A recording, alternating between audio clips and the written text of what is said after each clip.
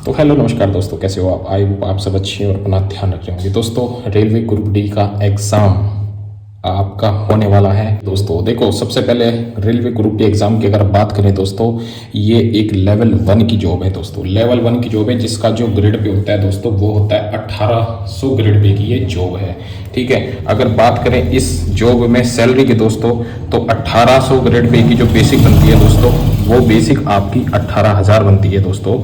और जिस हिसाब से अभी जो है डीए चल रहा है दोस्तों, डीए 53% चल रहा है। अगर हम 18,000 का 53% जोड़े तो जो दोस्तों 9,540 रुपये आते हैं। तो 18,000 प्लस 9,540 प्लस आपका एचआरए, यदि आपको क्वार्टर नहीं मिला है तो एचआरए आता है, और प्लस आपका टीपीटी आता है 1277 के आसपास आपका आता है टीपीटी।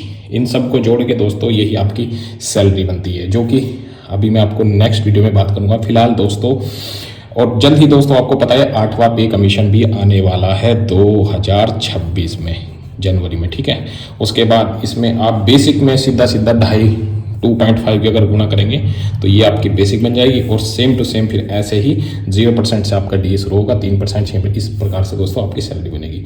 ग्रुप डी एग्ज़ाम आपका बहुत जल्द हो जाएगा दोस्तों, संभावना है इसी साल हो जाए।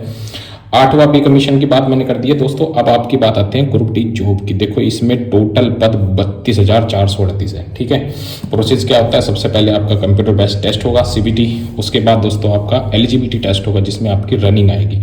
ठीक है, रनिंग आपको पता ही है दोस्तों, 4 मिनट 15 सेकंड में दोस्तों 1 किलोमीटर होती है। ठीक है, जो हमारे भाई है। उसके बाद दोस्तों आपका डीवी होता है, डीवी डॉक्यूमेंट वेरिफिकेशन। उसके बाद दोस्तों आपके मेडिकल के लिए बुलाया जाता है, और लास्ट में आपकी होती है दोस्तों ज्वाइनिंग। आपको वहाँ पे ज्वाइनिंग लेटर दे दिया जाएगा डीआरएम ऑफिस में, वहाँ पर आपको स्टेशन अलॉट कर दिया जाएगा।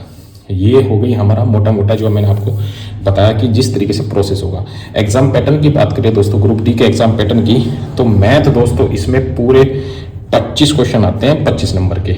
रीजनिंग के 30 क्वेश्चन आएंगे आपके पूरे 30 नंबर के, और जनरल साइंस के भी आपके 25 क्वेश्चन आएंगे 25 नंबर के, और जीके जो जनरल नॉलेज है और जो करंट अफेयर है वो आएंगे आपके 20 क्वेश्चन 20 नंबर के। टोटल मिला के अगर बात करें तो 100 क्वेश्चन आते हैं 100 नंबर के। ठीक है, सीधा सीधा हिसाब है दोस्तों। टाइम आपको 1.5 घंटा मिलने वाला है, यानी कि 90 मिनट। और दोस्तों इस बात का ध्यान रखें कि 1/3 की नेगेटिव मार्किंग है, इसलिए आपको नेगेटिव भी कम से कम ही करने हैं। बात करते हैं इस वीडियो की दोस्तों। इस वीडियो में आपको क्या क्या मिलने वाला है, कंप्लीट स्ट्रेटेजी बताऊंगा मैं दोस्तों, जो स्टार्टिंग से शुरू कर रहे हैं। मैंने किस तरीके से दोस्तों मात्र 8 महीने या 1 साल में दोस्तों मैंने ये एग्जाम निकाल दिया था। मैं आपको कंप्लीट स्ट्रेटेजी बताऊंगा। सब्जेक्ट को किस तरीके से पढ़ना है दोस्तों ये बताऊंगा, कि सब्जेक्ट को कितने घंटे पढ़ना है दोस्तों। अगर आप बात की जाए ना, सब्जेक्ट कितने नंबर का क्या आने वाला है, किसको कितना ज़्यादा टाइम देना है, ये बहुत इंपॉर्टेंट है। करंट अफेयर को कैसे पढ़ना है दोस्तों, शॉर्टकट बताऊंगा आपको। आप जो घंटे घंटे की क्लास लेते हो ना भाई साहब, क्यों टाइम वेस्ट कर रहे हो? मत करना टाइम वेस्ट, मैं आपको बता रहा हूँ। जिन भाइयों की डाउट है बुक्स, तो मैं बुक्स भी आपको बताऊंगा दोस्तों। मैंने कौन कौन सी बुकें पढ़ी थी, जो सबसे बेस्ट बुक है केवल ग्रुप डी के लिए, और किस टीचर को फॉलो करना है ऑनलाइन अगर आप पढ़ रहे हो तो कौन कौन से टीचर से आप पढ़ सकते हो, और साथ में ऑनलाइन टेस्ट को किस तरीके से करना है। भाई टेस्ट तो सभी कर रहे हैं, मॉक टेस्ट लगा रहे हैं टेक्स्ट बुक पे, ग्रेडअप पे, लेकिन उसको किस तरीके से करना है दोस्तों वो मैं आज आपको कंप्लीट बताने वाला हूँ। तो सबसे पहले पॉइंट बात करते हैं दोस्तों कंप्लीट स्ट्रैटेजी की। देखो दोस्तों, ग्रुप डी की कंप्लीट स्ट्रैटेजी मैं 3 भाग में दोस्तों उसको बांट चुका हूँ। देखो, एक वो मेरे भाई बहन हैं जो 0 से शुरू कर रहे हैं। भाई मेरे वो भाई बहन जो 0 से शुरू कर रहे हैं उसके लिए अलग है, जो कुछ समय से दोस्तों तैयारी में लगे हुए हैं, जैसे मान लो 1 साल से तैयारी कर रहे हैं, है ना, या SSC की तैयारी कर रहे थे, अब रेलवे का भी डाल दिया है, या दोस्तों जो पहले से तैयारी कर रहे हैं, जो भाई जिन्होंने कुल मिला के ये जो ग्रुप डी जो पिछले वाला ग्रुप डी था वो भी दिया था, है ना, वो लोग वहां पे क्या क्या गलती कर रहे हैं दोस्तों, आज इन तीनों पॉइंट पे मैं आपको समझाऊंगा कंप्लीट स्ट्रेटेजी। देखो, सबसे पहले जो 0 से शुरू कर रहा है भाई, उसका 101% होगा, 100% होगा सिलेक्शन। बस उसको सबसे पहले क्या करना है भाई, देखो सबसे पहले ना तुम्हें एक जगह देख लेनी है। जगह मैं क्यों बोल रहा हूँ, जगह अपने घर में हो, ठीक है ना, या किसी लाइब्रेरी में हो, या कहीं पे भी हो भाई। जो बंदा 0 से शुरू कर रहा है, जिसको सरकारी नौकरी चाहिए ही चाहिए, वो एक जगह देख ले अपने लिए, जहाँ पे वो बैठ के दोस्तों आराम से पढ़ता है। जगह देखने के बाद अब मैं बात करता हूँ घंटे की। जो लोग 0 से शुरू कर रहा है ना, उसके लिए अगर मैं घंटे की बात करूं तो मिनिमम दोस्तों 8 घंटे, और मैक्सिमम भाई जितना वो पढ़ सके, जितना वो कर सके, मिनिमम 8 घंटे, और जो मैक्सिमम जितना ज़्यादा से ज़्यादा वो कर सके, जो बंदा जीरो से शुरू कर रहा है। ठीक है, मैं शुरुआत में दोस्तों, शुरुआत आपको किस तरीके से करनी है, जैसे आप पढ़ाई कर रहे हो ना, जैसे आपने कोई भी चीज़ ले ली, तो शुरुआत आपको सबसे पहले दिन की शुरुआत जैसे करते हैं, तो आपको जो सबसे आसान सब्जेक्ट लगता है ना, उस सब्जेक्ट से शुरुआत करनी है दोस्तों। किसी को रीजनिंग लगता है, किसी को जीके जीएस, किसी को साइंस, तो सबसे पहले आप वही सब्जेक्ट पढ़ो जो आपको सबसे आसान लगता है। ठीक है, और उसके बाद दोस्तों बात आती है नोट्स की। अगर आपके पास किसी के नोट्स हैं, है ना, नोट्स बना लो।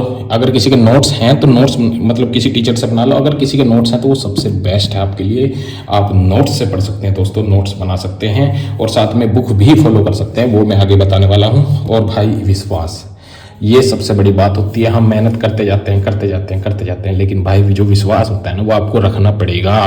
आपको ये अंदर से ही फील होना चाहिए कि दोस्तों कि मेरा हो जाएगा। भाई विश्वास रखना है आपको, ईमानदारी से मेहनत करनी है, ईमानदारी से बस मेहनत करते जाइए आप। ठीक है ना, और जितने भी ऑनलाइन पढ़ते हैं या ऑफलाइन पढ़ते हैं, ठीक है ना, ऑफलाइन या ऑनलाइन, भाई जो बंदा जीरो से शुरू कर रहा है ना, वो ज़्यादा प्रीफरेंस किसको देगा, ऑफलाइन को। क्योंकि जो डाउट आते हैं ना भाई, वो डाउट ही मेन होते हैं। ऑनलाइन में आपने देख लिया, आपको डाउट रह गया, वीडियो आगे निकल गई, क्लास खत्म हो गई, लेकिन आपका डाउट क्लियर नहीं हो पाया। तो कुछ भाई अगर मान लो जिनके पास ऑप्शन है ऑफलाइन का, तो वो ऑफलाइन ज्वाइन कर सकते हैं, ज़्यादा टाइम वेस्ट ना करते हुए। काम की बात सिर्फ वहाँ पे सिर्फ जाके पढ़ना ही है। ऑफलाइन में दोस्तों तुम्हें पता है कितने सारे अट्रैक्शन होते हैं, साथ में आपका टाइम मैनेजमेंट, टाइम मैनेजमेंट करना सीखना पड़ेगा दोस्तों। वो कैसे होगा वो मैं आपको बताऊंगा दोस्तों। टाइम मैनेजमेंट, आप ना जैसे आप कोई काम करते हो, मान लो कोई जॉब कर रहे हो, जो बंदा जीरो से शुरू कर रहा है, मान लो कोई जॉब कर रहा है, या किसी का खेत का काम है, या जो मतलब जिसको 3-4 घंटे काम करना ही करना है, तो भाई टाइम मैनेजमेंट उसी टाइम में जब आप काम कर रहे होते हो ना, जब आप काम कर रहे होते हो, तो भाई उस टाइम आपको मन मन में रिवाइज करते रहना, कोई दिक्कत वाली बात नहीं है इसमें, है ना। और जो कुछ समय से लगे हुए हैं सेम ऐसी है, उनके लिए जगह क्या दोस्तों, उनके लिए भी एक ना तो स्टडी टेबल और कुर्सी होनी चाहिए दोस्तों। मैं बता रहा हूँ आपको, सबसे पहले तो आपको कुछ दिन तो आपको ऐसा लगेगा कि यार मैं कहाँ बैठ गया इतने घंटे, क्योंकि भाई जब तक आपको आपकी बॉडी को ही आदत नहीं होगी बैठने की, इसलिए मैंने आपको ये जो जगह बताई है ना भाई। क्योंकि यार 1 साल की बात है भाई, केवल और केवल 1 साल के अंदर आपके हाथ में सरकारी नौकरी होगी और आपका पूरा का पूरा जीवन बदल चुका होगा भाई साहब। इस बात को बिल्कुल भी हल्के में मत लेना। घंटे की बात करें जो कुछ समय से लगे हुए वो उनके लिए 8 घंटा प्रॉपर है दोस्तों। और यहीं अगर साथ में इनकी जो पहले से तैयारी कर रहे हैं भाई, इन्हें तो कहीं पे बैठा दो, ये बंदे ऑलरेडी पढ़ चुके हैं, ये केवल सही बताओ ना, ये रिवाइज मार रहे हैं। जो पहले से तैयारी करें उनके लिए ये जो बंदा शुरुआत करेगा ना, इनके लिए तो चलो थोड़ा सा वो कर लेंगे, लेकिन ये तो भाई ये तो पके हुए हैं, इनसे तो चाहे ये बंदे इनसे ही पढ़ ले, चाहे ये बंदे इनसे कांटेक्ट कर लेना, तो यही आपको 100 चीज़ें बता सकते हैं। और घंटे की बात करें दोस्तों, ये भी कम से कम इनको तो अगर 6 घंटे भी मिल जाए दिन में, 5 घंटे भी मिल जाए ना, जो पहले से तैयारी कर रहे हैं भाई बहुत अच्छा कर सकते हैं। ठीक है, शुरुआत में आसान क्वेश्चन, इनको तो शुरुआत में कोई सा भी क्वेश्चन या कोई सा भी सब्जेक्ट, कोई सा भी कुछ भी कर सकते हैं दोस्तों। तो पहले से तैयारी करें, इनके लिए मैं ज़्यादा बात नहीं करूँगा, क्योंकि ये ऑलरेडी भाई मास्टर ही हैं अपने फील्ड के, हर एक फील्ड के चैंपियन ही हैं। और ये तो दोस्तों ऑनलाइन ही पढ़ते हैं, आपने देखा होगा, ये ऑफलाइन का कोई मैटर नहीं पालते, ये तो केवल ऑनलाइन वाले कीड़े हैं भाई, जो पहले से तैयारी करने वाले।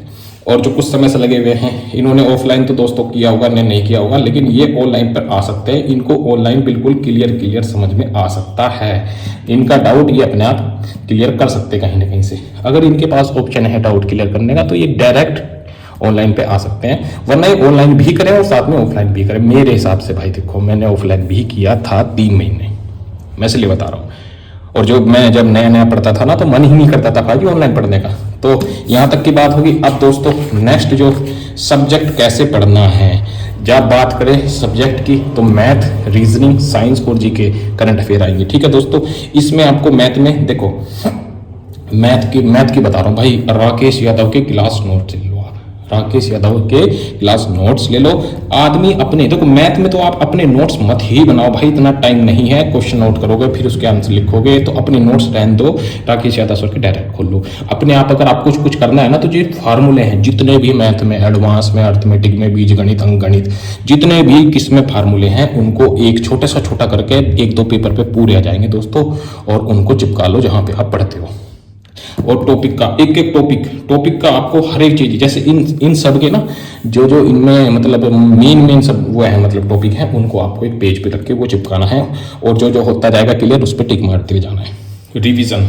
मैथ एक ऐसा सब्जेक्ट है, आपने अगर एक क्वेश्चन कर लिया ना और उसका 2 बार रिवीजन कर लिया, 3 बार रिवीजन कर लिया, भाई उसके जैसे आप 1000 क्वेश्चन कर दोगे, दिक्कत वाली बात नहीं है। और अगर खाली मैथ की बात करूँ भाई, खाली मैथ की, तो भाई मैथ को कम से कम 3 घंटे की बात कर रहा हूँ मैं।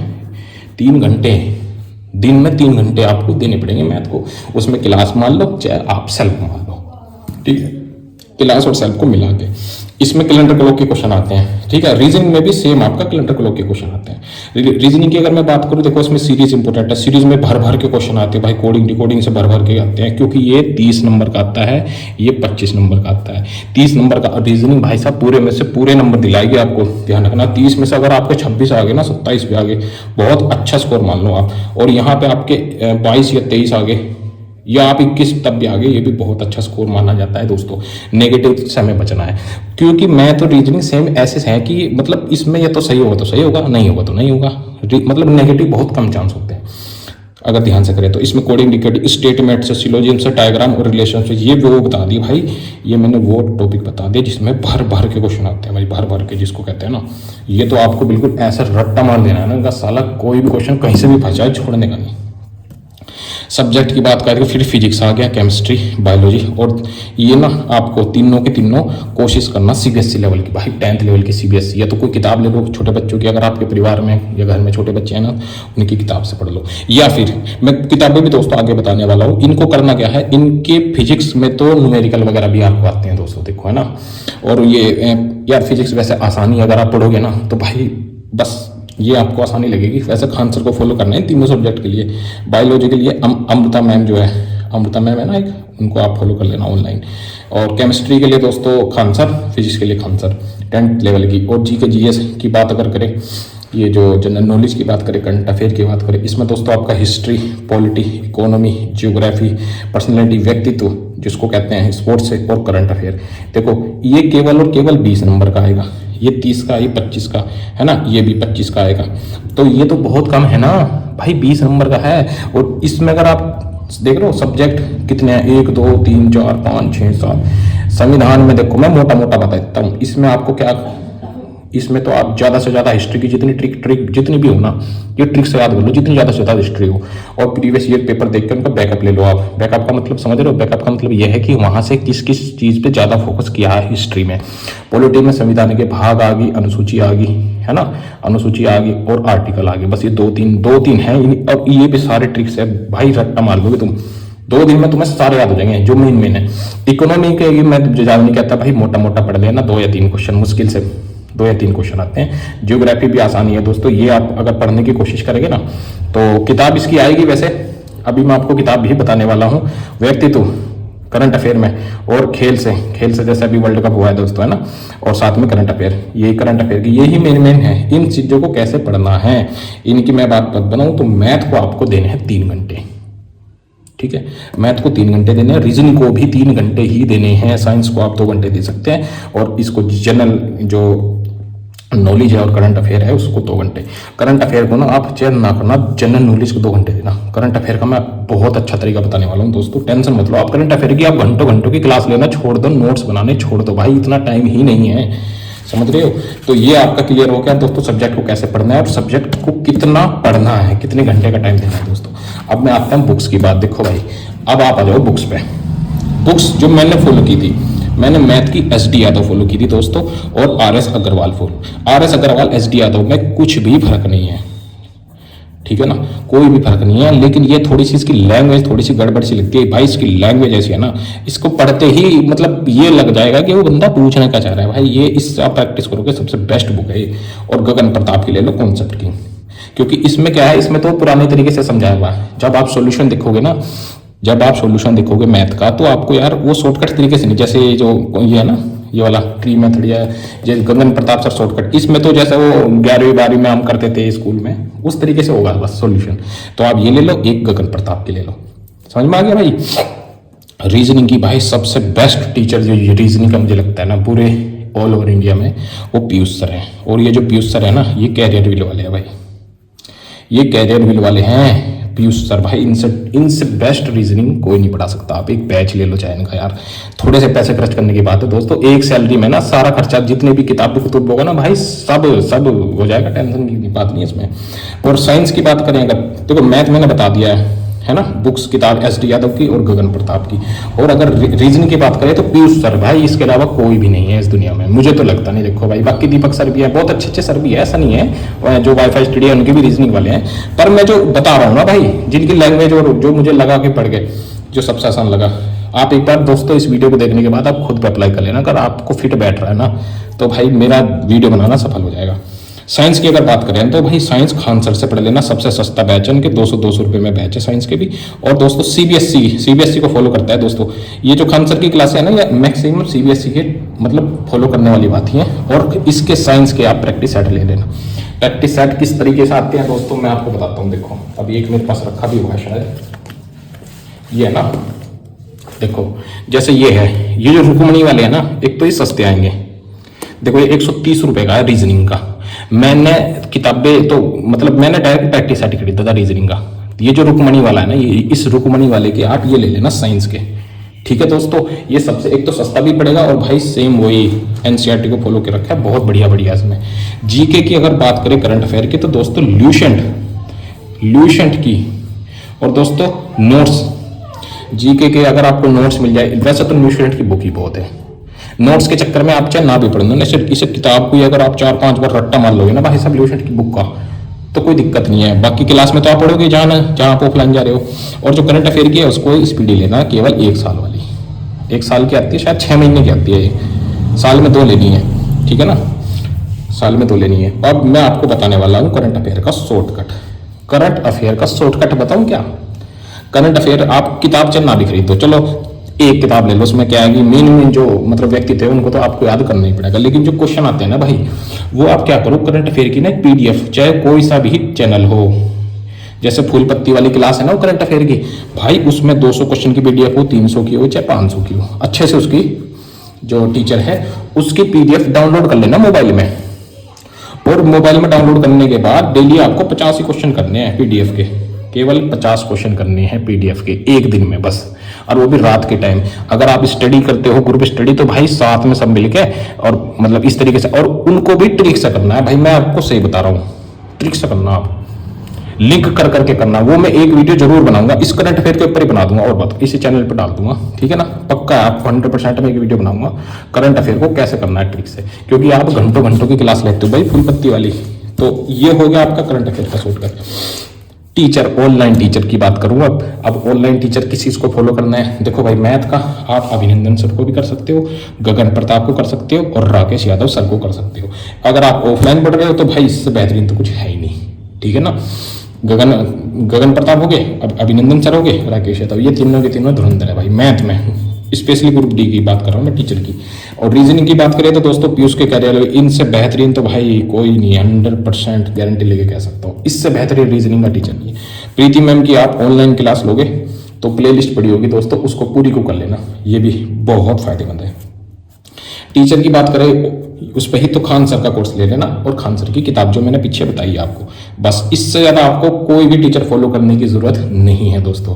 जीके जीएस की भी बात करो तो भी खान सर ही सबसे बेस्ट टीचर हैं। करंट अफेयर के चक्कर में मत पड़ना भाई, अगर 2x पे लगा के वीडियो वैसे देख ली, नोट्स बनाने का मन कर रहा है भाई देखो बना सकते हो, कोई दिक्कत नहीं है ना। बाकी मेरे हिसाब से तो भाई टाइम वेस्ट है करंट अफेयर, क्योंकि करंट अफेयर मुश्किल से 5, 6, 7 नंबर की है यार, 100 में से 7 नंबर के पीछे आप इतने 2-2, 3-3 घंटे बरान करोगे ना, तो वो भी ठीक नहीं है। ऑनलाइन टेस्ट की बात करूँ, ऑनलाइन टेस्ट आप लगाओ टेक्स्ट बुक पे, एक ग्रेड ऐप पे आता है और एक ऑफलाइन बुक आती है। ऑफलाइन बुक का मतलब जैसे ये है ना, इसी रुकमणी की ऐसी ही ग्रुप डी की रुकमणी के प्रैक्टिस सेट आते हैं, प्रीवियस ईयर